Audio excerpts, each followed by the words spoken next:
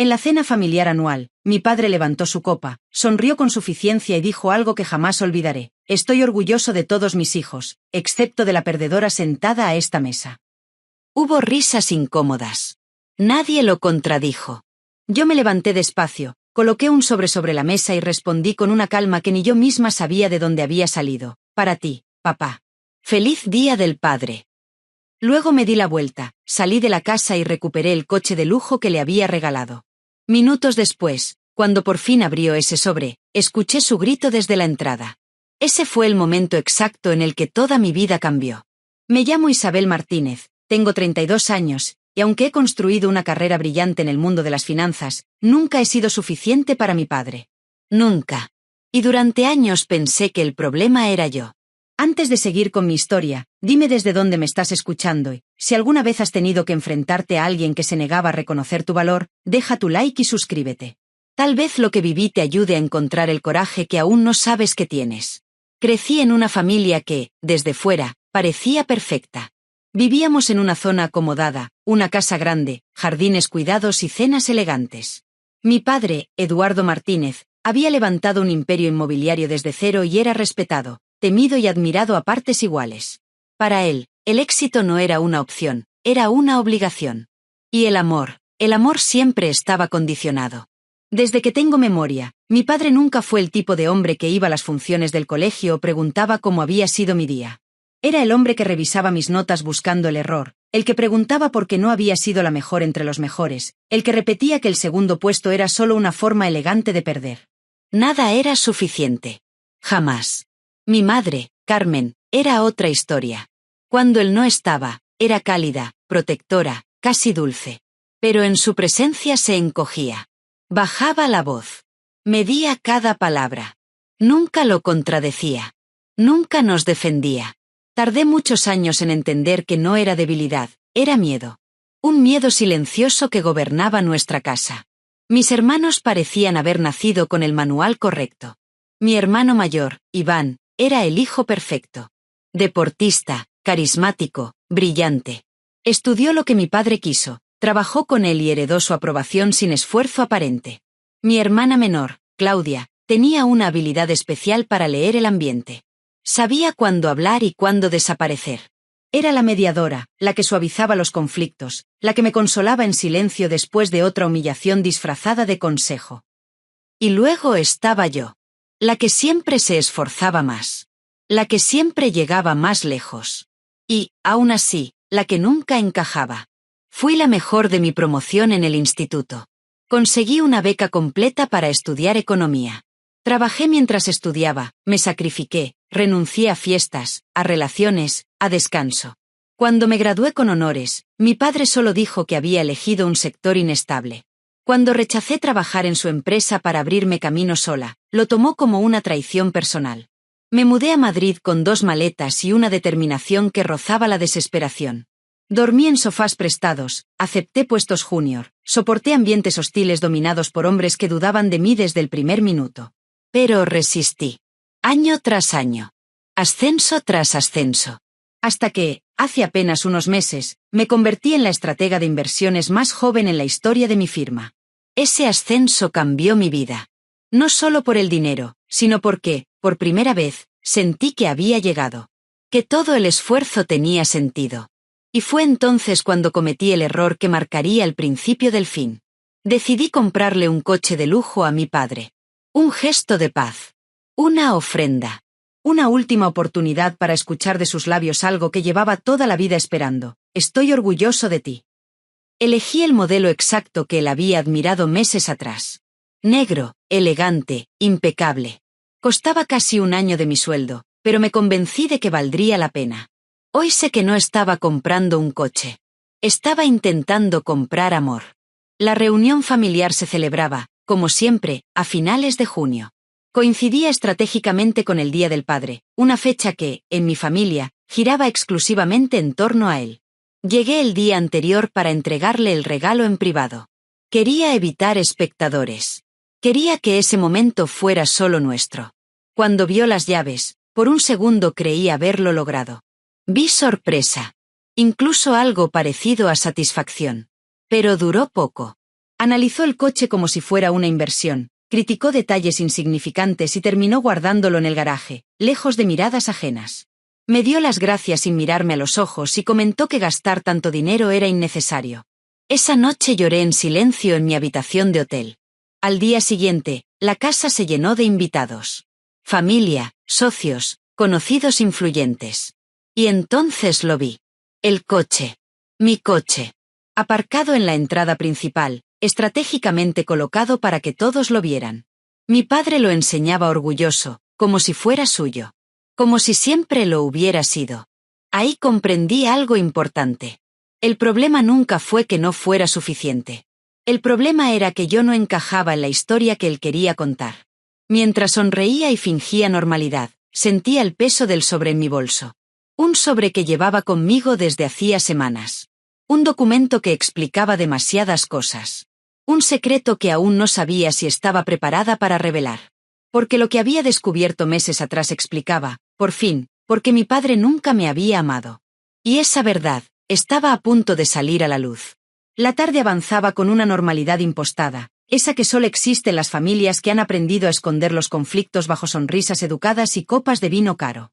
Yo me movía por la casa como una invitada más, consciente de cada mirada, de cada comentario a medias, de cada comparación silenciosa. El coche seguía siendo el centro de atención en el jardín delantero. Mi padre lo mostraba orgulloso a sus socios, explicando detalles técnicos, hablando de potencia, de diseño, de estatus. En ningún momento mencionó mi nombre. Claudia se acercó a mí con una copa en la mano y una expresión cargada de preocupación. «Está presumiendo del coche desde que llegaste», susurró. «3 grupos distintos ya. Mamá sabe que lo compraste tú, pero él no lo aclara». Asentí sin responder. Ya no me sorprendía.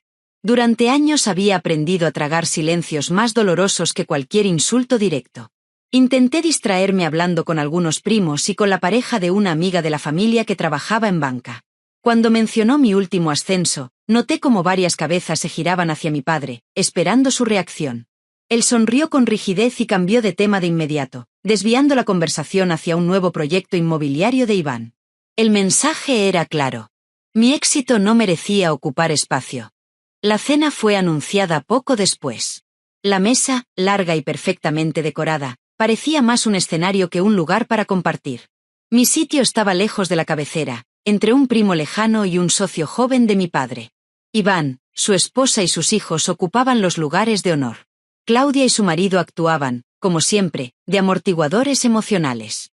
Mi madre se sentó al extremo opuesto, con esa distancia simbólica que definía su matrimonio. Mi padre se levantó para dar el brindis inicial.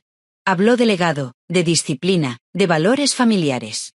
Elogió a Iván por su último proyecto, a Claudia por su labor social. Cuando llegó a mí, se limitó a decir que cada uno elige su camino y pasó al siguiente tema. Ni una palabra más. Sentí el viejo nudo en el estómago, ese que había acompañado tantas cenas como aquella. A medida que avanzaban los platos, los comentarios se volvieron más incisivos. Preguntas disfrazadas de interés, observaciones con doble filo. Mi padre cuestionó la estabilidad de mi sector, insinuó que mis logros dependían de buenas oportunidades y llegó a sugerir que, a mi edad, debería preocuparme más por formar una familia que por escalar posiciones profesionales. Todo ello con una sonrisa educada que hacía imposible una confrontación directa sin parecer exagerada. Respiré hondo. Respondí con datos, con calma, con profesionalidad. Hablé de resultados, de estrategias, de crecimiento sostenido. Durante unos segundos, la mesa quedó en silencio. Pero él no tardó en recuperar el control. Los números en un papel no lo son todo, dijo. Lo que perdura es lo tangible. Y volvió a mirar a Iván. El patrón se repetía con una precisión casi matemática. Mientras servían el postre, noté cómo el ambiente cambiaba. El alcohol había relajado ciertas barreras y mi padre parecía decidido a reafirmar su autoridad. Se levantó de nuevo, copa en mano. Era su momento. El ritual que todos conocíamos y temíamos. «Quiero decir algo», anunció. El silencio fue inmediato. «Estoy orgulloso de lo que esta familia representa. De lo que hemos construido juntos». Sus ojos recorrieron la mesa lentamente. «Estoy orgulloso de todos mis hijos». Por un instante, sentí una punzada absurda de esperanza. excepto de la perdedora sentada a esta mesa. Hubo risas nerviosas. Algún carraspeo. Miradas incómodas. Nadie lo detuvo. Nadie lo contradijo. Yo sentí como algo se rompía dentro de mí. No fue dolor. Fue claridad. Me levanté despacio. El sonido de la silla al moverse pareció amplificarse en el silencio. Saqué el sobre de mi bolso y lo coloqué en el centro de la mesa. Para ti, papá. Feliz Día del Padre, dije. Mi voz sonó firme, sorprendentemente serena.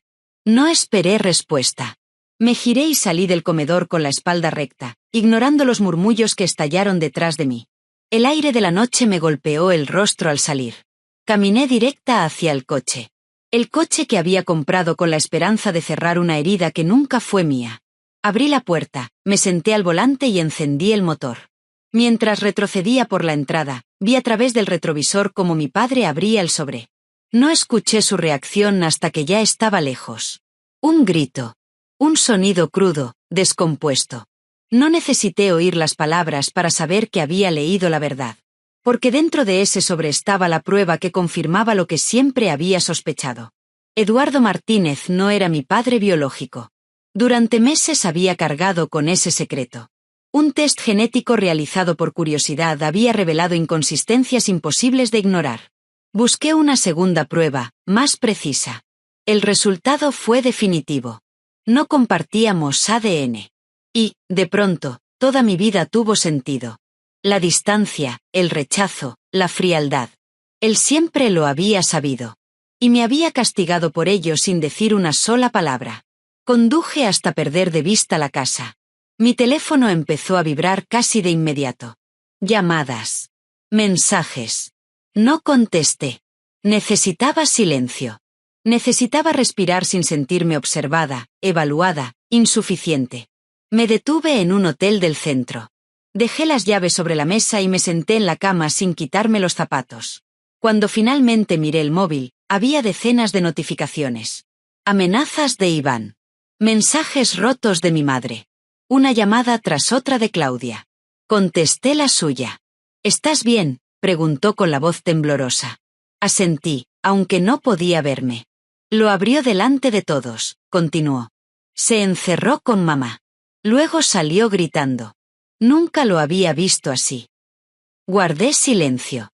Isabel, ¿es verdad? Sí, respondí. Lo es. Del otro lado de la línea solo hubo respiración contenida. Siempre lo sospeché, dijo finalmente. Nunca supe por qué te trataba diferente. Ahora lo entiendo. Sus palabras no me dieron alivio, pero sí algo parecido a validación. Colgué y me dejé caer hacia atrás. Por primera vez en mi vida, no sentía culpa. No sentía necesidad de justificarme. Había dicho la verdad. Y la verdad, aunque devastadora, también era liberadora. Aquella noche dormí poco. Pero por primera vez, no soñé con intentar ser suficiente. La mañana siguiente amaneció gris, como si el cielo también necesitara tiempo para procesar lo ocurrido. Me desperté en una habitación de hotel que no era la mía, con el sonido distante del tráfico y una sensación extraña en el pecho. No era tristeza. Tampoco alivio completo. Era algo nuevo. Una calma incómoda, como la que llega después de una tormenta demasiado larga. Mi teléfono seguía lleno de mensajes. Iván había enviado varios, todos con el mismo tono frío y amenazante. Hablaba de abogados, de difamación, de devolver el coche inmediatamente. Para él, todo se reducía a propiedades, reputación y control de daños. Mi madre había dejado mensajes más cortos, rotos, pidiéndome que volviera, diciendo que debía haber un error, que esa prueba no podía ser real. Claudia, en cambio, solo había escrito una frase: estoy contigo. Llámame cuando puedas. La llamé primero a ella. Papá perdió el control, me dijo sin rodeos. Abrió el sobre delante de todos. Leyó, se quedó en silencio, y luego empezó a gritar. Mamá se encerró en su habitación. Los invitados se fueron uno a uno. La casa quedó vacía en cuestión de minutos. Hizo una pausa. Nunca lo había visto así, Isa. No como un hombre poderoso, sino como alguien al que se le ha derrumbado una mentira demasiado grande. Colgué y me quedé mirando el techo. Durante años había imaginado ese momento. Pensé que sería devastador, que me rompería por dentro. Pero no. Lo que sentía era otra cosa. Como si, por primera vez, la culpa no estuviera de mi lado. 2 días después acepté ver a mi madre. Nos encontramos en una cafetería pequeña, lejos de miradas conocidas. Cuando llegó, tardé unos segundos en reconocerla. Parecía más frágil, más humana. Ya no llevaba esa armadura silenciosa que había usado toda su vida. Se llamaba Daniel, me dijo casi en un susurro, sin rodeos, como si ya no tuviera fuerzas para fingir. Lo conocí antes de tu padre. En la universidad. Fue real. Fue importante. Me explicó cómo su familia la presionó para romper esa relación, cómo conoció después a Eduardo, cómo descubrió que estaba embarazada cuando ya era demasiado tarde. Tu padre aceptó casarse conmigo sabiendo la verdad. Prometió que te criaría como suya. La miré sin decir nada. ¿Y por qué nunca me protegiste?, pregunté al fin. La pregunta llevaba décadas esperando salir. ¿Por qué permitiste que me tratara así?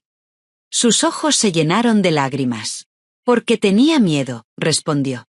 Porque pensé que si decía la verdad, todo se rompería. Me convencí de que eras fuerte. De que podrías con ello. Me equivoqué. No hubo reconciliación perfecta. No hubo perdón inmediato. Pero sí hubo algo nuevo. Honestidad. Por primera vez, hablábamos sin miedo. Una semana después recibí un correo que no esperaba.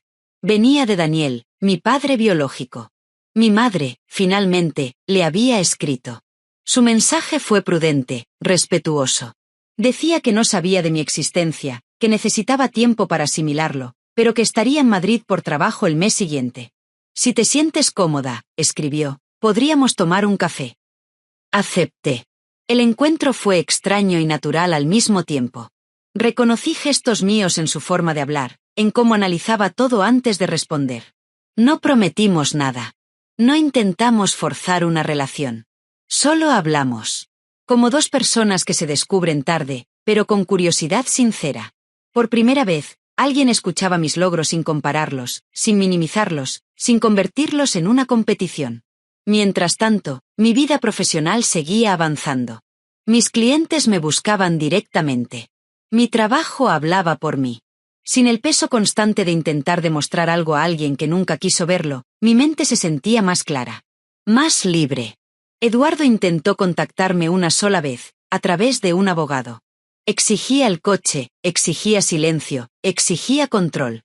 Le devolví el coche. No porque me lo pidiera, sino porque ya no simbolizaba nada para mí. No respondía nada más. Algunas batallas no merecen librarse. En acción de gracias, Claudia me invitó a cenar en su casa. Eduardo no fue. Dijo que no podía compartir mesa conmigo. Por primera vez, esa frase no me dolió. Me dio pena. No por mí, sino por él. Esa noche, mientras ayudaba a recoger la mesa, mi madre me llamó. Su voz era distinta. Más firme. Estoy orgullosa de ti, Isabel, dijo. No por lo que haces, sino por quién eres. Esas palabras, simples y sinceras, cerraron una herida que llevaba abierta toda la vida. Hoy entiendo algo que antes no podía ver. La familia no siempre es la que te da el apellido. A veces es la que te ve, la que te cree, la que no te exige ser otra persona para merecer amor. Durante años intenté ganarme un lugar en una mesa que nunca estuvo pensada para mí.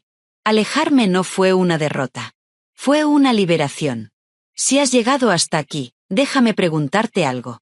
¿Alguna vez has sentido que tenías que demostrar tu valor a alguien que nunca estaba dispuesto a reconocerlo? ¿Alguna vez te hicieron sentir insuficiente por algo que nunca fue tu culpa? Me encantaría leerte en los comentarios.